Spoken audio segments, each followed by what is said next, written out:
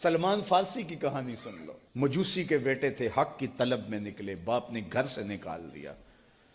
ایک پادری کے پاس جا کے رکے، زندگی بھر اس کی نوکری کی۔ جب اس کا آخری وقت آیا، اس نے کہا میری تدفین کے بعد غموریہ چلے جانا، وہاں کا پادری خدا رسیدہ ہے، تجھے اس سے کچھ مل جائے گا۔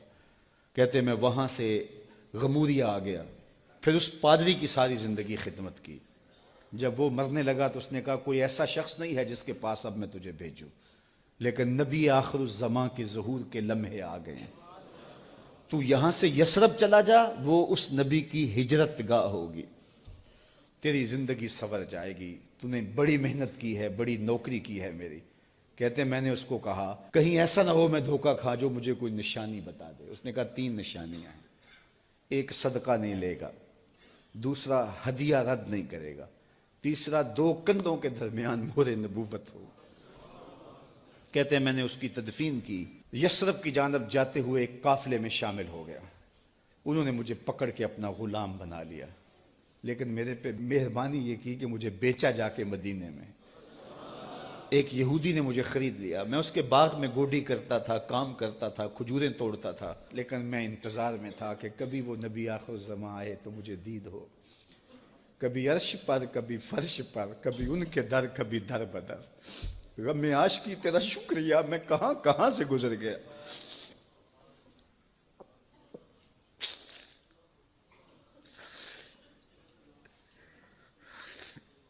کہتے ہیں ایک دن میں اپنے باغ میں کھجوریں توڑ رہا تھا کہ ہواؤں میں مستی پیدا ہو گئی اور ہر سمت سے طلع البدر علینا کی صدائیں گونجنے لگیں۔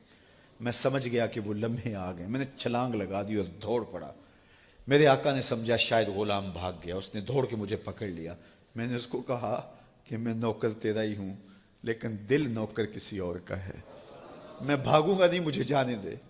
میں کچھ کھجوریں لے گیا تھا صدقے کی نیت سے، جا کے حضور کو پیش کی۔ آقا کریم نے فرمایا ہم نبی صدقہ نہیں لیتے۔ کہتے ہیں نشانی ایک پوری ہو گئی۔ کہتے ہیں کہ میں کچھ دنوں کے بعد اور کھجوریں لے گیا اور میری نیت ہدیہ کی تھی، میں نے پیش کی، حضور نے قبول فرما لی، لیکن میں بھی کہتا تھا تیسری نشانی بھی پوری ہو لے تو پھر مانوں گا، اور وہ کیا تھی؟ 2 کندھوں کے درمیان مہر نبوت۔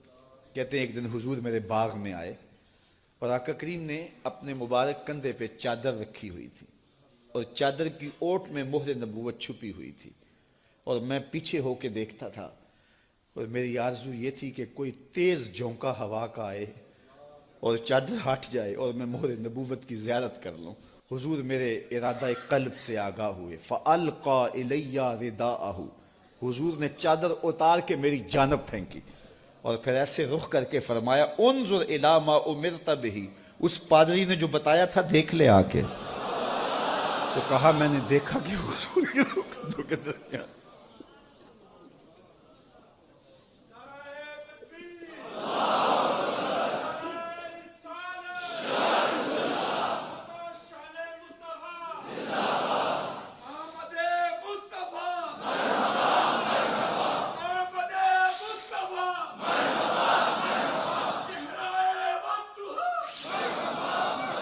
شب ہجر کی سختیاں کوئی اس سے جا کے پوچھے، تیری راہ تکتے تکتے جسے صبح ہو گئی۔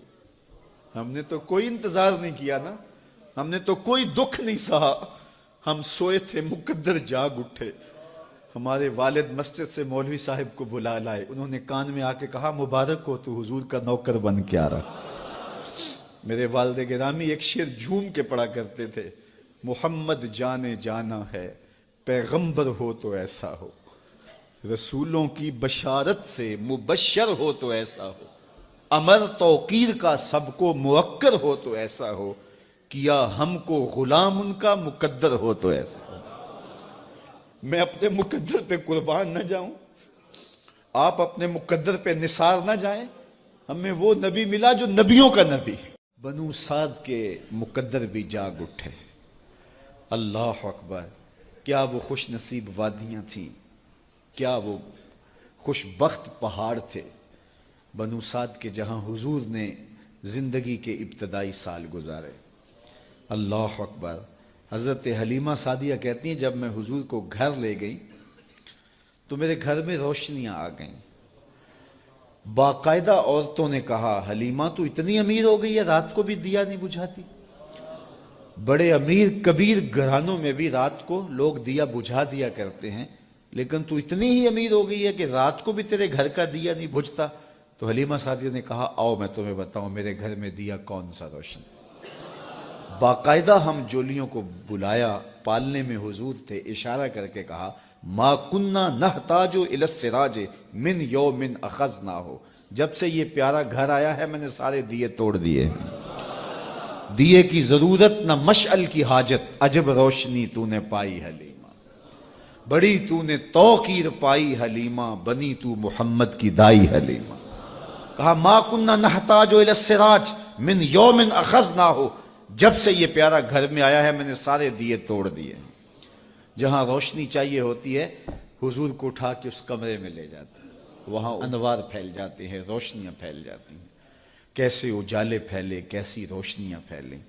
حلیمہ دا چھپر کھجوری دے تھلے، حوراں وچھالے نوری مسلے، فرش تو عرش تک پہ گئی دہائی، حلیمہ نے لٹ لئی خدا دی خدائی۔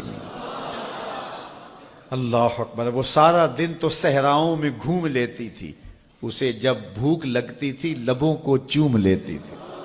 بخت جاگے حلیمہ سعدیہ کے کہ حضور ان کے گھر آئے۔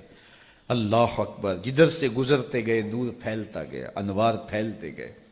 حضرت سیدہ طیبہ طاہرہ حضرت عائشہ سلام اللہ علیہا فرماتی ہیں کہ میں کچھ سی رہی تھی کہ میرے ہاتھ سے سوئی گر گئی۔ اب حضور کے گھر میں دیے میں جلانے کے لیے تیل بھی نہیں تھا، میں پریشان تھی، سوئی گر گئی۔ اتنے میں حضور تشریف لائے، حضور مسکرائے، کہتی ہے میں نے گمی ہوئی سوئی تلاش کر لی۔ اللہ اکبر۔ تو یہ روشنی تھی، یہ انوار تھے۔ اللہ اکبر۔ اذا ضحک یتلالع فی الجدر، جب حضور مسکراتے تھے سامنے والی دیواروں پہ عکس پڑتا تھا۔ اللہ اکبر۔ جب مسکراتے تھے نور پھیل جاتا تھا۔ اذا تکلم رؤیا کالنور یخرج من بین ثنایاہ، حضور کے سامنے والے دانتوں میں ہلکا سا فاصلہ تھا، اور جب آقا کریم گفتگو کرتے تھے وہاں سے نور کی کرنیں چھن چھن کے نکلتی تھیں، انوار پھیل جاتے تھے۔ ایسا نوری ماحول، ایسا نورانی چہرہ۔ حضرت ابو ہریرہ بولے کل قمر لیلۃ البدر لم ارى قبلہ ولا بعدہ مثلہ، کیا پوچھتے ہو؟ 14ویں رات کا چمکتا ہوا چاند تھے میرے حضور۔ پھر کہا نہیں نہیں نہیں، حضور جیسا نہ پہلے دیکھا نہ بعد میں دیکھا۔ حضرت حسان بن ثابت پاس کھڑے تھے، کہا دیکھتے کیسے؟ کسی ماں نے جنم دیا ہوتا تو دیکھتے۔ خدا نے وہ سچائی پن چھڑیا جدے وچ محمد نو ٹالیا سی۔ حسینہ جمیلہ دا منہ موڑ دیتا، محمد بنا کے قلم توڑ دیتا۔